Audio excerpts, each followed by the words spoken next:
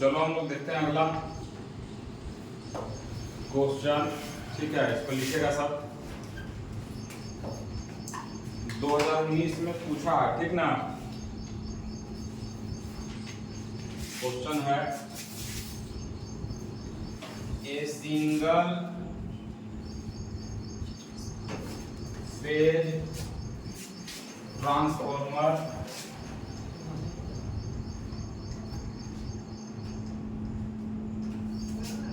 A single phase transformer had 350 primary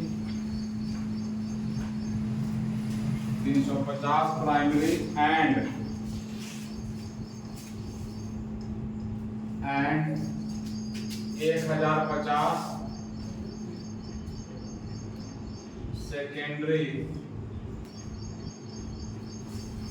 1050 secondary turns।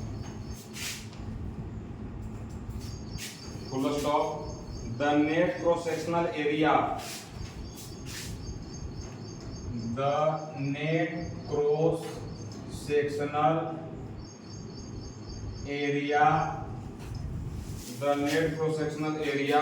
of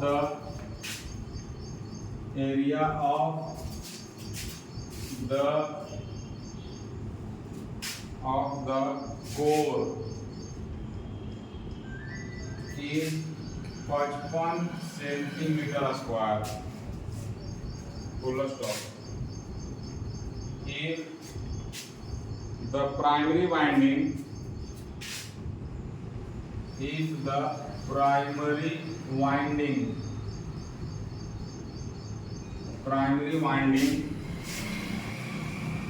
we connected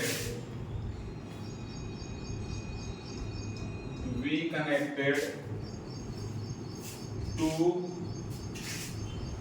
a 400 volt,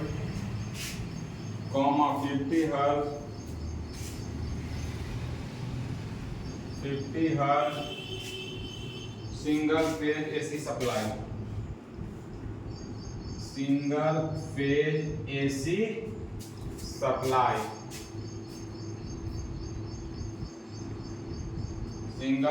supply comma calculate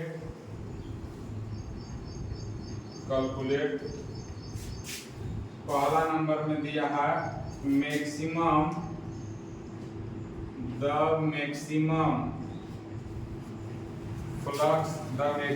value of flux density in the core।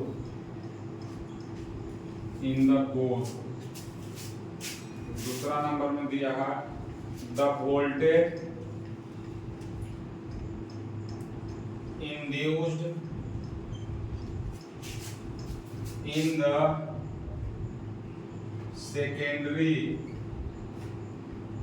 secondary winding। The voltage induced in the secondary winding। ठीक ना। तो ये 2019 में पूछा है।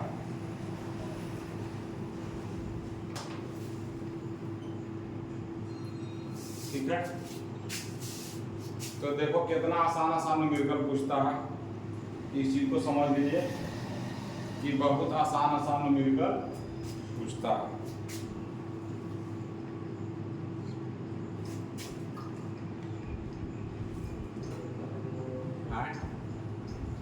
क्या होता है?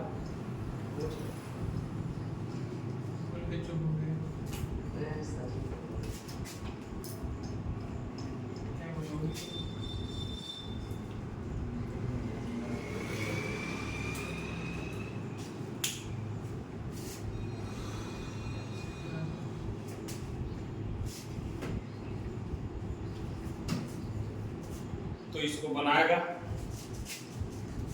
तो चलो यहाँ पर हम लोग देखते हैं सॉल्यूशन। गिवन दैट पहले जो दिया हुआ है उसको लिख लो, है ना। क्या दिया है, सिंगल पे ट्रांसफार्मर है 350 प्राइमरी टर्न, यानी कि N1 बराबर कितना दिया है 350 टर्न, और टर्न का तो कोई यूनिट होता नहीं। दूसरा दिया है 1050, M2 बराबर 1050 है ना।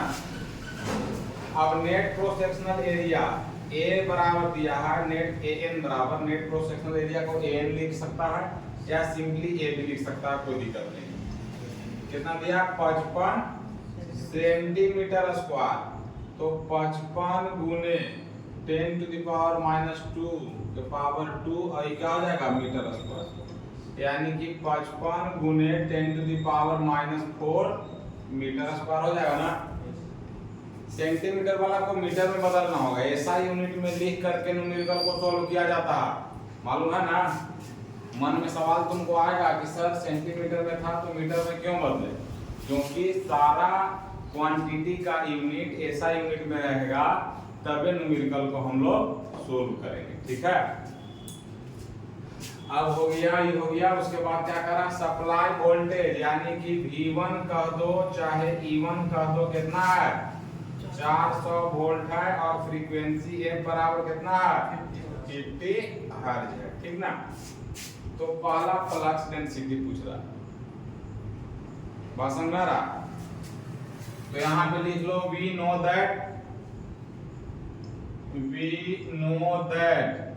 एग्जाम में इसी तरह से एकदम लिखना है बना बना के। we know that क्या होगा, E1 बराबर 4.445 m F इंटू N1 है ना। तो यहाँ से 5m निकल जाएगा, 5m बराबर हो जाएगा E1 बटा कितना आ जाएगा बोलो तो 4.44 F N1, ठीक है। और देखो एक फार्मूला और जानता होगा, B बराबर होता है मैक्सिमम फ्लक्स डेंसिटी बराबर 5m बटा AN, एरिया होता है ना। तो 5m में AN से भाग देते दोनों तरफ, dividing both side by AN है ना। इधर भी और इधर भी क्या कर देते हैं AN से भाग देते हैं, BM बराबर इतना होता है ना यार। तो 5m बटे AN इधर कर दिए, तो E1 बटे 4.44 गुने F गुने N1 गुने AN हो जाएगा। तो इसको A भी लिख सकता है और इसको AN भी लिख सकता है ना। अब इसी को हम क्या कहेंगे, इसी को BM कहेंगे कि नहीं कहेंगे। अब BM का मान निकाल दो, तो BM बराबर अब हो जाएगा कितना दिया है 400 वोल्ट दिया है, तो ऊपर 400 वोल्ट लिख दो, नीचे 4.44 गुने 50 गुने N1 कितना है 350 है, तो 350 और गुने AN कितना हो जाएगा, AN है 55 गुने 10 टू द पावर 55 गुने 10 टू द पावर -4। अब BM फ्लक्स डेंसिटी है, तो फ्लक्स डेंसिटी का यूनिट क्या लिख देगा टेस्ला, है ना। अब इसको सोल्व करेगा, सोल्व करो, 0 से 0 को काट दो, 0 से 0 को काट दो। BM बराबर 4 गुने ई वाला को ऊपर कर दो, तो 10 टू द पावर 4 हो जाएगा, डिवाइडेड बाय 4.44 गुने 5 गुने कितना हो जाएगा 35 है। तो 35 गुने कितना हो जाएगा 55 हो जाएगा ना। अब वाला तो पूरा ही चल गया, ठीक है। तो अब इसको भाग दे देगा ना, कितना आ जाएगा देखो 0.93 आ जाएगा, ये आ जाएगा 0.93 टेस्ला। टेस्ला भी कर सकता है या वेबर पर मीटर स्क्वायर भी कर सकता है ना। फ्लक्स डेंसिटी का यूनिट टेस्ला भी होता है, चाहे वेबर पर मीटर स्क्वायर भी होता है। तो एकदम आसान न्यूमेरिकल देता है, अगर थोड़ा भी प्रैक्टिस रहेगा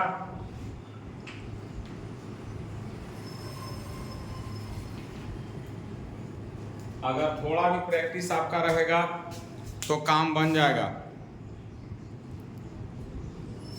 थोड़ा भी प्रैक्टिस रहेगा तो काम बन जाएगा, ऐसा नहीं कि नहीं बनेगा। चलो बी नंबर वाला बनाते हैं। The voltage induced in the secondary winding, the voltage induced in the secondary winding. तो E2 नहीं निकल जाएगा, आराम से निकल जाएगा यार। E2 निकालने के लिए क्या करना होगा हमको,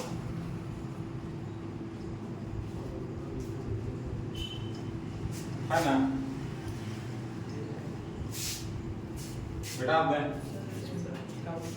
बोलो। N1/N2 हाँ, निकल जाएगा।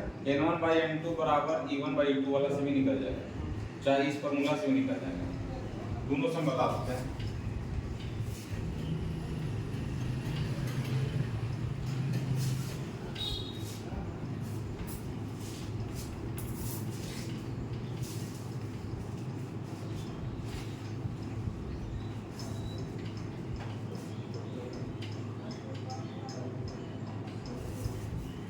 तो चलो हम लोग को E2 निकालना है ना, तो E2 बराबर, दूसरा क्वेश्चन, E2 बराबर हो जाएगा 4.4455 इंटू क्या हो जाएगा, N2 हो जाएगा। ठीक है, अब अभी देखो, अभी हम लोग चूंकि Bm बराबर phi बटा An होता है, इसलिए phi के जगह पर Bm गुने An लिख सकते हैं ना हम लोग। तो phi का वैल्यू तो पता हमारा नहीं है क्योंकि दिया हुआ भी नहीं है, तो phi का वैल्यू इतना लिख दो। Bm तो निकल चुका पहला क्वेश्चन में, Bm पहला क्वेश्चन में निकल चुका है ना, अब बाकी चीज का हमको पता है नहीं, इसलिए E2 बराबर कितना हो जाएगा, 4.44 गुने phi के जगह पर हो जाएगा Bm into An into F into कितना हो जाएगा, N2। अब 0.93 अभी निकाले हैं, ये दिया हुआ है, ये भी दिया हुआ है, ये भी दिया हुआ है, निकल जाएगा। कितना वोल्ट आ जाएगा, ये 1200 वोल्ट लगभग आएगा, चेक करना, 1200 वोल्ट आएगा। सोल्व करेगा तो 1200 वोल्ट आएगा, ठीक ना। इसी में वैल्यू बैठा दीजिए, 4.44 है गुने Bm 0.93 आया, An है 55 गुने 10⁻⁻⁴ है, ठीक है, F 50 है और ये 1050 है, ठीक ना। क्या है, 1050, 1050।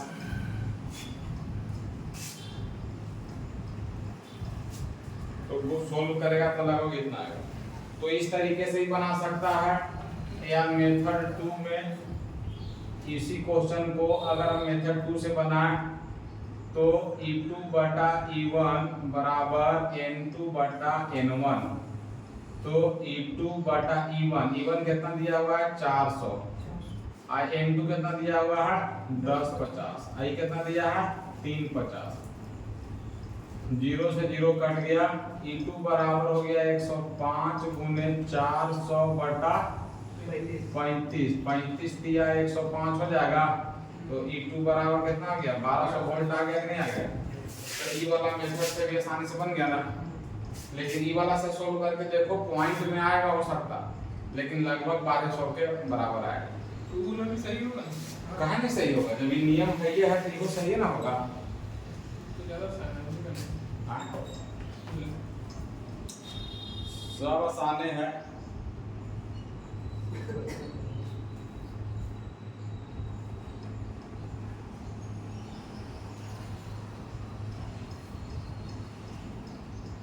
चलो आज एक हम क्वेश्चन दे देते हैं तुम लोग को, ठीक है। ये तुम्हारा 2014 का पूछा हुआ क्वेश्चन है, ठीक ना। 1192 हाँ 1192.306 1192।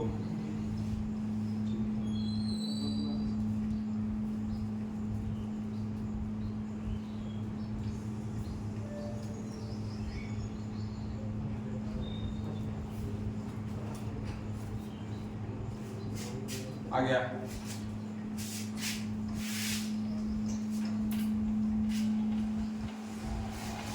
अब 2014 का है वो पूछा हुआ क्वेश्चन दे देते हैं तुम लोग को।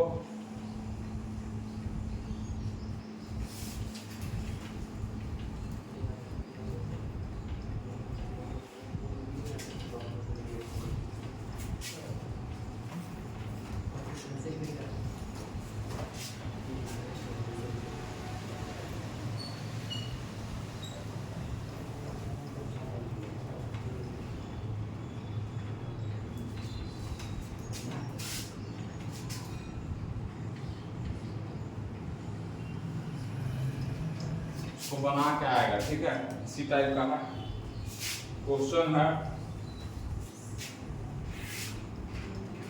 2014 का a single phase transformer, a single phase transformer, a single phase transformer है a core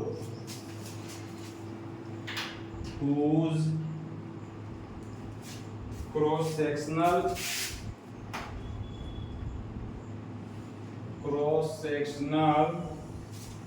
area is 150 centimetre square,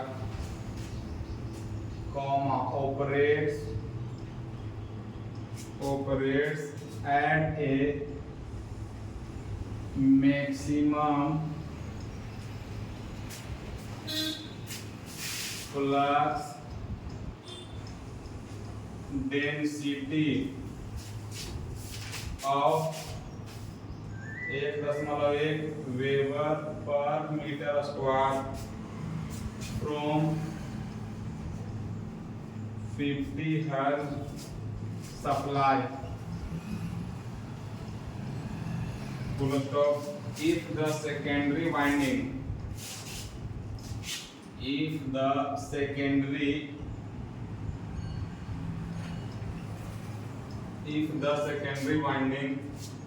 has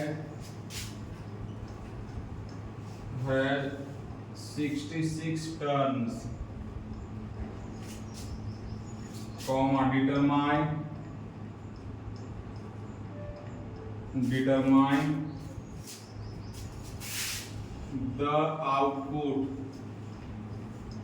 determine the output in kVA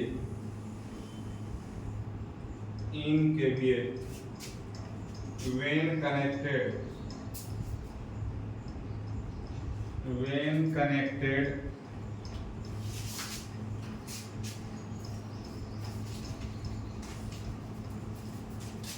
to a load of 4 ohm impedance,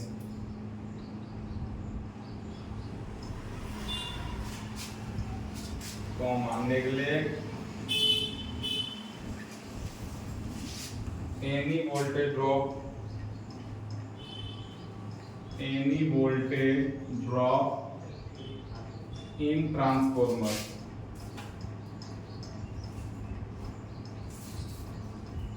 ठीक है। तो इसको बनाना है, ठीक ना।